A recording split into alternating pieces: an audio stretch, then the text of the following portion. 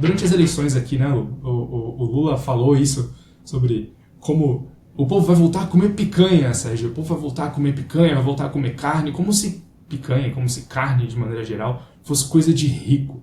Né? Faz sentido isso, Sérgio? É sério que uma dieta carnívora é coisa de rico? Mano? Dieta carnívora é coisa de rico, né? Ah, É, é, é uma crítica que a gente escuta bastante o tempo inteiro. Eu tô nessa pegada aí já faz uns 4, 5 anos, em medidas diferentes. Acho que eu comecei até com a história keto, até um pouco atrás. Logo que eu tive a minha primeira filha, depois que eu comecei a se preocupar com isso. Então, diria que lá 8 anos atrás que eu comecei talvez essa transformação. Então, no final dos 30, agora eu já tô no meio dos 40 aqui. E é uma crítica que você escuta o tempo inteiro, né? Que comer bem, comer de maneira saudável é coisa de rico. E, entre aspas, a gente até vai fazer uma defesa em alguns pontos que realmente empurrar para todo mundo comer uma comida que é um desastre. Então, substituir a manteiga por óleo de soja, por margarina, essas loucuras. Tem, sem dúvida nenhuma, um efeito do processo inflacionário aí. Acho que é um bate-papo para a gente ter outro dia. Mas a questão é, cara, não, você ter hoje em dia uma vida saudável, sei lá, uma dieta é, baseada na alimentação animal, ou 100% carnívora, ou carnívora e frutas, ou, enfim, alguma dessas variações. Muita gente fala, cara, é caríssimo isso, como que eu vou ficar comendo só picanha do Lula? A picanha tá R$ 150 o quilo, uma boa picanha de qualidade no Brasil. É impossível eu viver dessa forma. E daí você fala assim, não, peraí, acho que você não entendeu ainda todo o processo. E eu hoje, como você falou que a gente ia fazer esse episódio, eu comecei a fazer umas contas aqui, assim, eu dei um pulo no supermercado, fiz umas contas assim, cara, dá pra você ter uma dieta carnívora comprando carne no supermercado só, não tô nem falando você ir comprar num atacado, algum lugar assim. Cara, dá pra você ter por R$ 30 ao dia. E todo mundo vai falar assim, você tá louco, R$ 30 o que? A refeição? Não, não, não, tô falando R$ 30 ao dia. Dá pra você fazer a dieta 100% carnívora, se você quiser, ou alguma variação, talvez incluindo ovos aí, alguma coisa a mais no meio, Samuca. Então, acho que dá com tranquilidade, cara, com tranquilidade. A primeira coisa que eu pensei quando a gente decidiu que ia ser esse episódio da rádio, esse tema, né? Foi aquele livro do Hazlitt, Economia numa Única Lição. E é óbvio que o Hazlitt está falando muito sobre políticas econômicas, ele está falando muito do ponto de vista político. Mas a gente pode puxar um pouquinho, né, para as nossas decisões individuais, né? E a lição que fica é a seguinte, são trade-offs. Quando a gente faz uma escolha, né, a gente está abrindo mão de uma outra coisa. Né? E aí eu fico refletindo um pouquinho sobre, pô, vou no jantar, sei lá, vou sair para jantar com minha mulher, a gente vai num restaurante legal e tal, eu moro em Aracaju, então aqui é um pouco mais barato do que em São Paulo, por exemplo, que é onde você tá, né, Sérgio? Então, pô, cara, a gente vai jantar, a gente não vai gastar menos de R$ 100. R$ 100, tá? Se eu parar pra pensar o quanto que esse dinheiro, R$ 100, compra de comida carnívora, né? Eu diria que paga a alimentação da, sei lá, metade da semana. Né? Dá para ir no mercado comprar o quê? Quanto que tá o quilo da carne aqui? No supermercado é R$ 35 uma boa carne, R$ 40. Faz as contas aí, meu. Dá para se alimentar bem, comer carne, uma dieta carnívora de fato, né? Sem gastar muito dinheiro e tô partindo ainda desse trade-off, dessas escolhas, né? Deixando de comer talvez um McDonald's no final de semana, deixando de pedir uma pizza e optando por uma alimentação mais saudável e que é supostamente mais cara, na verdade não é, né?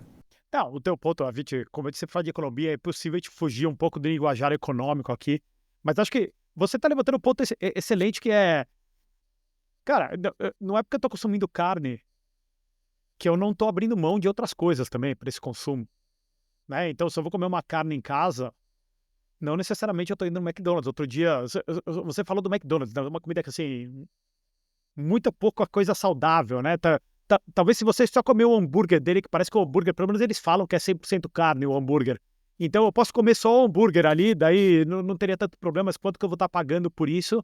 E se alguém vai lá e come um número, um combo de promoção, uma criança vai lá e come o McLanche Feliz, tudo isso Quanto você vai gastar numa família de 4 pessoas? Assim, vai mais de R$ 100, com tranquilidade. Uma família de 4 pessoas. E você compra uma peça inteira aí, sei lá, uma carne que não seja tão cara, uma maminha. Você comprou uma peça inteira para fazer para uma família de 4 pessoas. Foi tranquilo, foi abaixo disso, muito abaixo disso, aliás. Tá ok? Então, o ponto que você está trazendo é o trade-off. Eu listei aqui, Samuel, eu listei como você fez a pergunta, eu listei aqui 4 casos que a gente escuta nessa primeira derivada, que é assim, a carne realmente é mais cara. E eu acho que o que todo mundo olha logo de cara, então esse primeiro ponto é assim, a pessoa está comparando assim, comer carne contra comer um macarrão, né?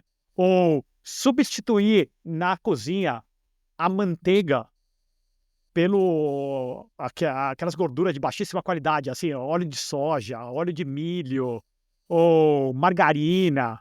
Daí, então, nessa primeira visão, e eu acho que é só isso que a análise da maioria das pessoas para.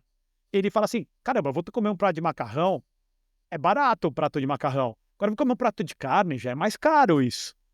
Ou eu vou cozinhar, eu vou fazer o que quer que eu vá cozinhar dentro de casa, seja uma comida carnívora ou não carnívora. Eu vou fazer com gordura animal ou vou fazer com óleo de soja? Lógico, o óleo de soja é muito mais barato. Não dá para competir nisso daqui. Então, essa talvez é a primeira análise que a gente vê as pessoas fazendo. E eu acho que daí a gente tem que sair dessa análise. E a gente tem que começar a pensar daí em coisas que a gente deixa de consumir também. Então, por exemplo, uma pessoa que é 100% carnívora, o cara só vai comer carne com sal e vai jogar uma manteiga em cima, alguma coisa do gênero, no máximo, tá ok? Enquanto daí a outra pessoa vai fazer, ela vai ter um acompanhamento. O acompanhamento, assim, as pessoas do Brasil gostam de fazer macarrão ou fazer arroz. Várias vezes faz o arroz bastante quantidade, joga-se fora um monte dessa comida, um monte de leftover, de sobras que tem, que vão parar no lixo no dia seguinte. A gente começa a colocar aqueles temperos sofisticados na carne. Um negocinho daquele de tempero, de rub, de não sei o que, vai custar quanto? Às vezes custa R$ 50 um pacotinho daquele. Né? E também, a maioria das pessoas deixa estragar aquilo, não chega a consumir tudo. Fica escondido no fundo do armário. Fica escondido no fundo do armário, ela usa 2, 3 vezes, mas aqueles R$ 50 que foi naquele potinho pequenininho vai pro lixo. Também, você podia ter comprado uma maminha inteira por R$ 50. Então, só que a gente tá falando de maminha, não que você vê a nossa carne favorita, mas enfim, é o primeiro exemplo. Um outro ponto que as pessoas esquecem de colocar na conta também, e que está relacionado com esse ponto que você falou de ir no restaurante, né? Então, eu vou no restaurante, então a grana que eu vou gastar, que eu vou deixar em restaurantes, e não é só um restaurante caro. Cara, você vai no McDonald's, que a gente tá falando, é R$ 150 a conta para uma família de 4, tá? Então, a diferença é muito grande. Uma outra coisa, bebida alcoólica. Em geral, a maioria das pessoas acabam cortando a bebida alcoólica ou diminuindo significativamente o consumo de bebida alcoólica. E a bebida, principalmente num bar, num restaurante, o preço é insano, né? Mesmo em casa, se comprar cerveja, comprar outras coisas assim, o preço também é caro. Imagina quanto sair no final de semana, ir para um bar, tomar cerveja, muita cerveja, comer uma porção de batata frita. Aí se eu fosse o jantar naquela noite, cerveja e batata frita, né? E quantas pessoas não fazem isso na hora que vão no bar? Quantas pessoas não fazem isso? Ou come o franguinho a passarinho que tá frito naquele óleo de soja que tá lá 3 semanas no restaurante, no bar lá, que tem todas as coisas horríveis, que acho que é pra gente discutir no outro dia, os problemas desses óleos vegetais. Mas, enfim, é isso. O que você vai... É um trade-off, são escolhas que você tá fazendo, aonde você quer alocar o seu dinheiro. Então, sem dúvida, se eu só for comer carne e comparar com o macarrão que eu vou fazer em casa, a dieta carnívora ou uma dieta cetogênica, ou o que quer que seja, assim, ela vai ser infinitamente mais cara. Infinitamente eu estou exagerando, porque não é infinito, mas vai ser, assim, muito mais cara. Só que não é essa a comparação. Eu acho que o primeiro ponto, Samuel, que as pessoas fazem é essa comparação errada de comparar o macarrão em casa com a carne em casa. Não, é a carne em casa, é a manteiga em casa, contra todos esses outros acessórios, inclusive esses outros acessórios, às vezes que você vai cozinhar em casa. que você vai fazer o arroz, você vai fazer o feijão, você vai fazer o macarrão, e tudo isso vai para o lixo depois, as sobras. Não, ou parte disso você vai consumir. Isso tem um custo também, ele não custa zero. Depois você fala assim, então vou encher minha barriga, parte dessa comida que é mais barata, o arroz infinitamente é mais barato, ou sem dúvida nenhuma é mais barato do que a carne, mas assim, isso adiciona no custo também. E em geral, essas comidas ah, ricas em carboidrato, as pessoas cozinham quantidades grandes e sempre jogam fora muita coisa. Tem também a importância de falar que, só dar um gancho nisso, que é sobre saciedade também, né, Sérgio? Como o carboidrato tem um efeito no organismo diferente do que a proteína animal tem, então a saciedade que a gente tem de comer carboidrato demora mais de chegar do que a saciedade do que, né, por exemplo, a proteína. Então a gente não está comparando, sei lá, imagina, comer 400 gramas de carne é uma coisa, comer 400 gramas de macarrão é outra. É outro, você continua comendo. Macarrão, você continua comendo. A piada que a gente fala assim é impossível, se você só estiver comendo carne, você comer demais, de ficar estufado, se sentindo mal. O que acontece muitas vezes, a pessoa vai na churrascaria, o cara fala assim, não, o Sérgio Samuel tá mentindo. Que as outras pessoas que fazem isso daqui, porque eu vou na churrascaria e depois eu saio, que eu não consigo comer. Mas o cara tomou sei lá quantas cervejas, o cara ficou comendo o pastelzinho que passava, a Pão de mandioca alho. frita, o pão de alho, e o problema é a carne depois. Entendeu? Aonde ele abusou foi a carne. É simplesmente que a carne vem no segundo, né? Ele começa a consumir essas coisinhas, essas besteiras primeiro, e sempre o último pedaço do cara é uma carne que o cara passou no espeto lá, e você pegou. Então todo mundo, em geral, faz a conta que, nossa, eu abusei, aquele último pedaço de carne que me pegou. Não foi o último pedaço de carne.